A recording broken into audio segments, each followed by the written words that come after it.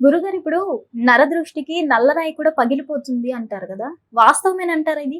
నరకన్ను పడితే నల్లరాయి కూడా బద్దలవుతుంది. ఒక్క నర ప్రభావం వల్ల మనిషిలో ఉండవలసిన పంచభక్ష పరవర్ణాలు మనం భోంచేసిన ఆ మనిషి నానా అవస్థలకు గురవుతాడు నరసూపు పడితే.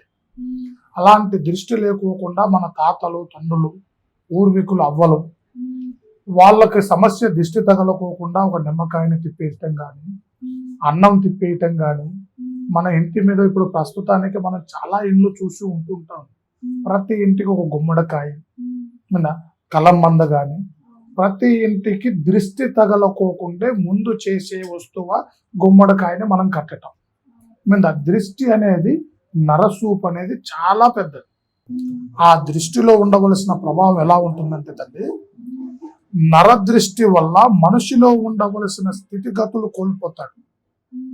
అతను ఏ పని చేసినా, ఏ నడవడి చేసినా, ఎంత ముందుకి వెళ్ళాలనుకున్నా అతనికి ముందుకు పోలేడు.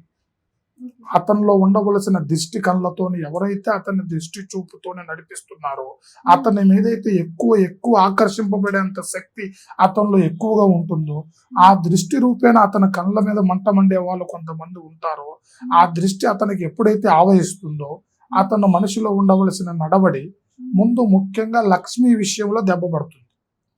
డబ్బు పరంగా దిగజారిపోతుంటాడు. లక్ష్మి అనేది కమింగ్ అండ్ గోయింగ్, రావటం పోవటం, నిలబడటం. నువ్వు ఇవాళ 10 లక్షలు సంపాదించినా అతని చేతులు ఆగదు. లక్ష్మి అనేది వృధా ఖర్చు అవుతుంటుంది. అలాంటి దిష్టి రూపేణ వాళ్ళకి ఇబ్బంది కలిగి, స్థితిగతులు దెబ్బతిని, వాళ్ళలో ఉండవలసింది వాళ్ళకి ఎందువల్ల ఇట్లా ముందుకు పోలేకపోతున్నాం, భగవంతుడా ఇలాంటి ఇబ్బందులు ఎందుకు పడుతున్నాం అనేది కూడా వాళ్ళకి అర్థం కాదు. అదే నరకన్ను పెడితే నల్లరాయి కూడా బద్దలవుతుంది.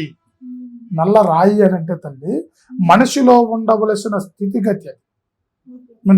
మన కంటి పొరలో కూడా చిన్న రవుతుంటుంది. ఆ నరకన్నే ఆ రాయి కంటే ప్రమాదకరమైనది. పావుకు పంట్లో ఉంటుంది, తేలిక కొండిలో ఉంటుంది, నరుడికి 2 నయనాలలోనే ఉంటుంది.